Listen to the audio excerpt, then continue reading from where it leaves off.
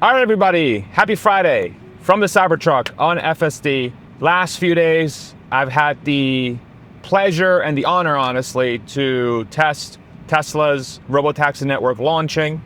For those that are not familiar, this last Sunday, Tesla finally has a self-driving robotaxi network launched and taking rides, paid rides, in the Austin area in South Austin.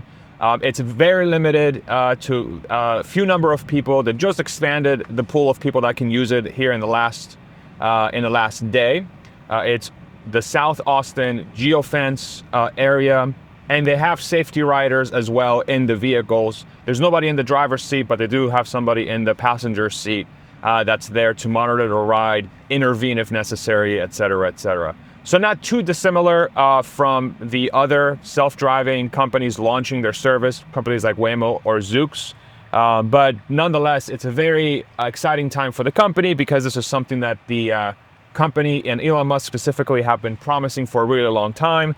And this is sort of step one of probably 100 steps that the company is going to go through to get this thing finally launched, up and running in a bunch of different places. For this video, I want to take the time to sort of really compile all my thoughts and that I've experienced so far and share some of my high-level thoughts of where I think this is going to go here in the next couple months, weeks, years.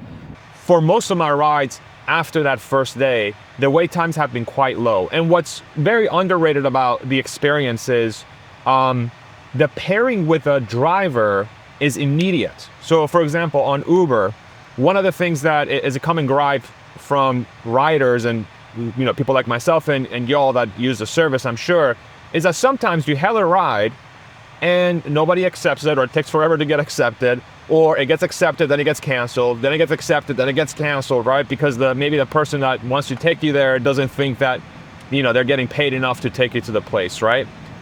With the robotaxi network, that issue doesn't exist. So if the car is available, it will just get paired to you. So it doesn't matter if it's a 1 mile drive or a 100-mile drive, once they expand, whichever car is nearest you that makes sense to take you there, it's going to get paired immediately, right? So that's been an underrated thing that I didn't really think about when I started using the service, that I was like, that actually makes a lot of sense. A lot of people have been talking about that on X specifically as well that have used the platform. That's a very underrated feature. Number two, the comfort and the way the car drives is super comfortable, super smooth. And this is something that's very hard to communicate unless you're actually in the car, or unless you own a Tesla with hardware 4, specifically the Model 3s and Model Ys with the latest FSD software. One of the huge pluses of the method that Tesla has used to do self-driving is that they're using artificial intelligence to learn from the best drivers or the best driving sort of behaviors to train the vehicle. So this means that robotaxi is exhibiting the sort of like the dynamics, the approach to driving that the top 5% of drivers have, which is very smooth acceleration, very smooth braking, very smooth training, or turning rather, I don't even know what I'm saying. Very smooth lane changes, being in the right place at the right time, being very safe around pedestrians, being very safe around cyclists, right? That is very hard to communicate on video, but it's immediately noticeable when you're in the car and you're actually experiencing the service and how consistently smooth it is and how good it is at navigating the roads. This is a huge plus versus everyone else, every other sort of rideshare competitor in my opinion, because with Uber, you're going to get a huge hit or miss of the type of driver you're going to get, right? And of course, these are people that are out there working as hard as they can to make a living, and and a lot of them are very good drivers. But sometimes, and this is just the reality of the situation, sometimes you're going to get paired with a driver, and that driver, you're kind of like, why are you driving right now? This is kind of crazy. They might be on their phone all the time. They're taking turns really sharply. They're going in and out of traffic like maniacs. They're braking very harshly. And of course, these are first world problems, right? These are first world problems us in America here have the luxury of having a service like this where we can get picked up, et cetera, et cetera. But nonetheless, it is a huge difference when you experience a service where the car that you hailed shows up and that car takes you around very smoothly. So that's a thing that it's very hard to communicate unless you're actually in the car. The other huge thing that I experienced was the way the app and the Tesla ecosystem syncs to the robotaxi is very seamless. So because I have the robotaxi app synced to my Tesla account, so we own 2 Teslas and we have our apps, we have our, let's say our Spotify connected to it, our Apple Music connected to it, whatever services you have, those accounts are automatically synced to the robotaxi. So when I get into the back seat, my Spotify account shows up, my Netflix account shows up, all the other accounts that I have synced to the vehicle, they show up in the robotaxi as well. So for example, if I park my Cybertruck and I go hail a robotaxi, or if I'm home and I hail a robotaxi once it comes to my house, whatever I was listening to on Spotify will just show up on the robotaxi. In addition to that, the climate controls and everything are also available for you as well. And so versus an Uber where you might have to ask the person to, make the car colder or warmer, in a robotaxi, and same thing with a Waymo, right? This is just the benefit of a self-driving car. You can just go in the rear screen and just go, boop, 68 degrees, 72 degrees. I want the heated seats, so you can just turn it on, et cetera, et cetera. So the experience of the service is really, really good, and it's a huge benefit of self-driving vehicles. So this is not specific to Tesla. This will be a Waymo benefit. This will be a Zoox benefit, and whatever other self-driving car companies are out there that want to capitalize on this technology. So those are my thoughts, like my high-level thoughts around the positives so far. And I want to get into sort of where I think Tesla could go from here, because they have a very unique opportunity to sort of honestly shock the world. Because a lot of people, as I'm reading through a lot of people's thoughts and what they're thinking about this, like the launch, and reading both positive and negative, there's this sentiment out there that says that Tesla is going to take a while to get to a point where this service is going to be available to a lot of people or ubiquitous, right? An opportunity that Tesla has in Austin specifically is to very quickly expand the service to the entire metro area, which is something that other self-driving car companies like Waymo or Zoox are incapable of doing. And it's specifically because of the approach that Tesla has taken for the self-driving technology that's going to allow them to do this. So let me sort of explain to you in more detail what I mean. Right now, if we take Waymo as an example, they are operating in a handful of cities, and they're just expanding to Atlanta. So they're in Austin, LA, SF, Phoenix, there might be in one other city, I forget which one, but they're in these sort of like hubs of tech accepting populations that have self-driving regulation that allows them to operate in those cities. But they are confined to an area that's mostly, let's say, the most populated centers in those areas. So the heart of Los Angeles, the heart of Austin, the heart of SF, the heart of Atlanta, et cetera, et cetera. For them to expand to the outer edges, so say the suburban areas or even the urban areas or the rural areas, let's say like the 30 to 50 mile radius around the city center, companies like Waymo are going to have a very, very, very, very difficult time doing that for 2 reasons. Number one, the approach they've taken to operate the self-driving vehicles requires heavy mapping of the areas that they're in. So they have to do a lot of diligence to ensure that the roads that they've mapped are accurate, because their system in the car depends on those maps heavily to navigate those areas. And then the second reason why they can't go that far is because they just simply don't have the cars. Waymo's fleet is about 1,500 cars right now. They want to add another 2,000 cars in the next year, and they are looking to expand to other cities. But the problem is that number of cars limits you to how far you can go. So let's say Waymo starts mapping the metro area for Austin, so it's not just Austin City, but they go into like Cedar Park, Pflugerville, Round Rock, Calputa, maybe they make it over to Bastrop, Georgetown, right? For those that are familiar with the area, that's sort of the suburban metro area. They might even go further out, right? They might go to freaking Liberty Hill or Bertram, right? They might go down to San Marcos or Waco. As soon as you do that, you vastly expand the area that the self-driving company has to operate in, which means that for you to have good wait times for the cars, you're gonna have to dump a bunch of cars, because all of a sudden the cars that would have been in Center City, Austin, let's say, are gonna start going out to Waco, they're gonna start going out to Bertram, they're gonna start going out to Bastrop, they're gonna start going out to Calputa, Georgetown, etc., etc. Unless you have a lot of cars to cover that area, you're going to be stuck with really long wait times potentially in the city centers or in those areas, because there's just simply not enough cars to go around. So then Waymo has to have this very careful dance. They can't really expand that much because they're limited by the amount of cars they can make.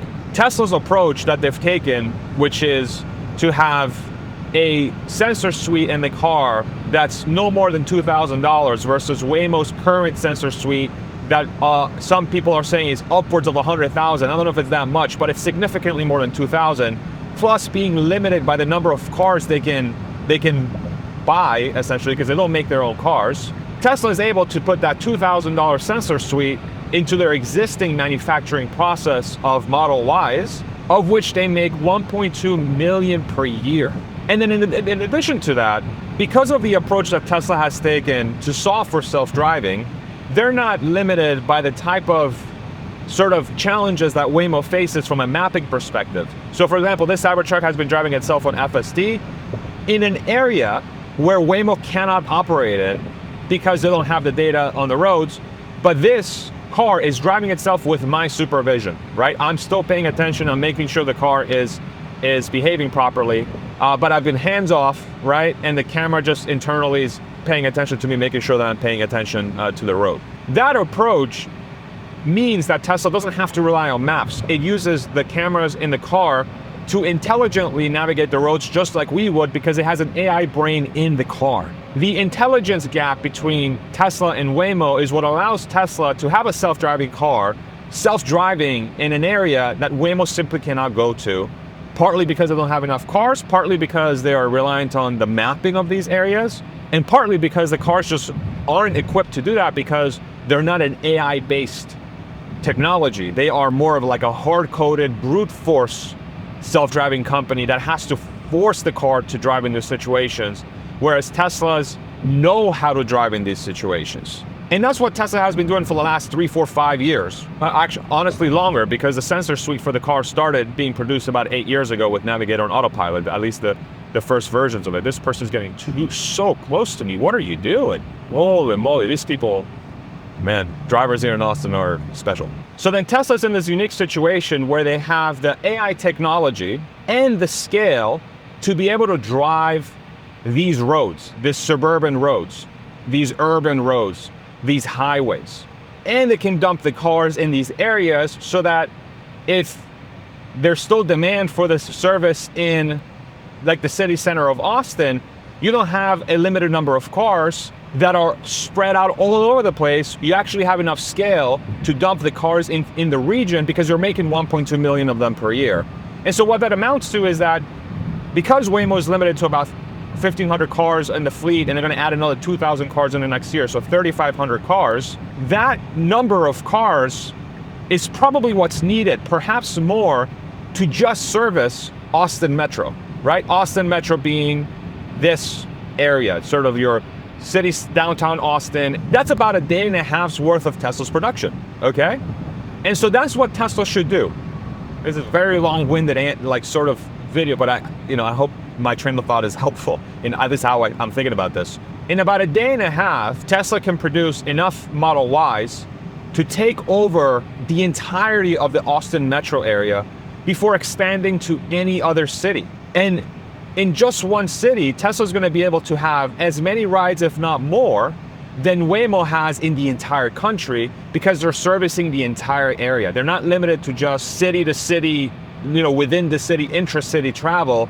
They can start going into the commuting traffic, the suburban to airport traffic, the suburban to suburban traffic, right? Which vastly expands the amount of rides Tesla can do in just one geography. That's a very big deal, because if and when Tesla does that, they will immediately have a showcase for the rest of the world and for the rest of, like, let's say, the market. None of this is financial investment advice, but I know a lot of you watch this channel because you're trying to learn more about the company, and you're potentially investors as well. That's going to be a signal to the market that says, yo, check this out. Our competition, Waymo, is only able to service downtown Austin and sort of like the broader Austin area, but they're still stuck in the city. We went all the way out to Georgetown. We went all the way out to Waco. We went all the way out to San Marcos. And because of that, we have a highly utilized fleet of cars, of which we own and manufacture, that's making a bunch of money. Because the amount of money to build a Model Y is $35,000 or less, whereas Waymo costs upwards of $150,000 with their current solution. I know they're making new ones that's going to be significantly cheaper. Those are still yet to come out. But in Tesla's case, they can very easily showcase, look at what we've done. Then you can take the Austin example that shares, okay, each car is being utilized 60% of the time. It's servicing a 50-mile radius in the Austin metro area. They're making, I don't know, $1 per mile in profit, whatever it may be. And then, given that they don't have safety riders, given that they don't have, like too many people overseeing the operation, which is going to be the technical challenge that Tesla's going to have to solve for here in the coming weeks, is like, now they have a self-driving platform, they have to iron out all those kinks around the edges to make it work. But that's what the software has been doing for the last 2 years, ever since they went with the AI approach. The AI approach is much better at accounting for all the different edge cases because it's an artificial intelligence, and you don't require somebody hard coding every situation. The car is intelligent enough to figure out what to do in those situations, right? And so Austin Metro becomes a model, and then analysts are going to be able to say, okay, Austin Metro is 2 million people. Tesla has 4,000 cars, 5,000 cars, 10,000 cars, whatever the number is, servicing Austin Metro. May have 4,000 cars times $35,000, whatever that math is, whatever the number is, 140 million. So they have 140 million dollars of assets in Austin, and it's generating, let's say, oh my God, let's see if we can do math on the fly. Each car is generating $200 of revenue per day. Let's say profit, or $100 profit per day from all the rides that it's doing. It's probably going to be a lot more than that, but let's assume your average Uber driver makes $100 per day. That's 4,000 cars, so that's $400,000 of revenue per day just in the Austin metro area. And then $400,000 per day times 365, that's like $150 million. I have to use my calculator. $150 million. So then boom, there you go. So on the first year, the fleet pays for itself. And then from every year thereafter, 4,000 cars are making $150 million in profit every year. And then, okay, cool. So that's just in Austin. And then you go to Chicago, then you go to New York, then you go to Miami, then you go to Orlando, then you go blah, blah, blah, blah, blah, blah, blah, blah, blah. And then it multiplies and multiplies and multiplies and multiplies. And that becomes recurring revenue, right? And then that's with the Model Y specifically. That doesn't include the Cybercab, right? The Cybercab is going to be Tesla's sort of smaller vehicle that is going to be a two-seater that's going to be optimized for 90% of trips, which is 2 people or less. And that car is not going to have any steering wheel and pedal. And then they're building it so that it costs less than $30,000, potentially less than $20,000 per unit. And they're going to make those in the millions of units per year, which puts everybody else to absolute shame, even though the Model Y is already being made at 100 times the scale of Waymo. And that becomes the proposition. But then Austin Metro becomes the use case for this, right? Austin Metro becomes the sort of the thing that Tesla can write down and say, you see, in Austin, we just took over. We displaced Waymo, we displaced Uber. We may have even displaced some car ownership because it becomes more economical to hail a Model Y because it costs less to hail a self-driving car because there's no driver in it, right? So you're not paying a driver, and each car costs $35,000 or less to build. So the upfront cost is not that bad, and the cost per mile is way less than you would have with an Uber, right? It just gets to snowball and snowball and snowball. And so Tesla, I don't think is that far away from that point. I think this year is probably going to be, I don't think it will be realistic for us to expect Tesla to have the entire fleet figured out in Austin by the end of this year. But next year, I don't see why that wouldn't be the case, especially with the amount of improvements they're making to their training compute, the improvement they're making to the inference compute, the improvements they're making with their software. There's a lot of improvements happening right now with the company and how they're approaching their self-driving solutions. And so we'll see if that turns out to be the case. Like that's where my head is going, is Tesla should dominate this area. It should, because that's, in theory, that things that they're building towards, that's what's gonna enable them to reach the sort of like the heights that investors and Tesla fans are expecting the company to do, and they're in a position to execute and showcase that right here in Austin. So I would say do that well before you expand to any other city. Just get to Austin suburban areas, Austin Metro, go as far as you can, and just dump the cars because you can. Especially now, because there is a ton of softness in the auto market. Q2 for Tesla is not going to be as good as Q1, which is a disaster. But BYD is going to lay off, or is pausing about their night shift for their car factory. So about 1/3 of the production's gone. They're taking about 270 days to pay their suppliers. You have softness with GM, with Ford, and every other automaker, okay, all throughout the world. The auto market right now is in a soft position. And then in places like Europe, there's a lot of clues that say that Tesla may have taken some brand damage hit because of Elon's politics, right? And so a way for Tesla to overcome that, let's say that hit that they've experienced, if those variables are correct, is to start rerouting all that production to areas where they can operate self-driving, because that's what their advantage is. That's what their advantage is scale. Their advantage is building out so much production capacity of self-driving vehicles that you can just dump them. You can just dump them into areas, but it hinges on them fixing those corner cases, those things around the edges, like the weird drop-offs and the weird pickups, in those very odd one-off situations where something happens on the road. And like one of the videos is like the UPS truck started backing up into the sidewalk, and then the safety rider had to intervene and have the car stopped because the car was starting to creep forward, and the UPS truck just put it in reverse, started backing up. Stuff like that has to be addressed, right? So anyway, I hope this was helpful. We've reached our destination, so I'm going to go ahead and pull us over. And Cybertruck can't do that yet, but the Model Y can, damn it. So jealous. But yeah, I hope this video was helpful, and we'll see you on the next one. We'll go do some more robotaxi rides. Bye.